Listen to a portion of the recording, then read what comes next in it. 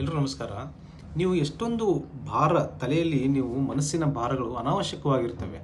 ನೀವು ಯಾರೋ ಬೇರೆಯವ್ರ ಎಕ್ಸ್ಪೆಕ್ಟೇಷನ್ನು, ಬೇರೆಯವರು ಹೀಗೆ ಜೀವನ ಮಾಡುವಂತ ಇದ್ದಾರೆ ಅಂತ ಅವ್ರ ಪ್ರಕಾರ ಜೀವನ ಮಾಡೋದು, ನಿಮ್ಮ ಸಂಬಂಧಿಕರಾಗಲಿ, ನಿಮ್ಮ ಮಿತ್ರರಾಗಲಿ, ನಿಮ್ಮ ಸೋಷಿಯಲ್ ಸರೌಂಡಿಂಗ್ಸ್ ಆಗಲಿ, ನೀನು ಹಿಂಗಿರಬೇಕು ಅಂತ ತುಂಬ ರೂಲ್ಸ್ ಹಾಕ್ತಾರೆ.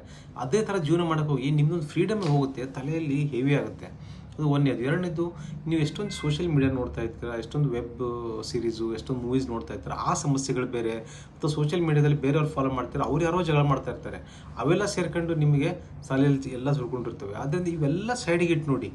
ಎಲ್ಲ ಸಮಸ್ಯೆಗಳನ್ನು, ನಿಮ್ಮದು ಸಮಸ್ಯೆಗಳು ಯಾವುದು ನಿಜವಾದ ನಿಮ್ಮ ಸಮಸ್ಯೆಗಳು, ನಿಮ್ಮ ಬೆಳವಣಿಗೆ ಇದ್ದಾವೆ, ಅದು ಮಾತ್ರ ಬಿಟ್ಟು ಬೇರೆ ಎಲ್ಲ ಸರಿಸಿ ನೋಡಿ.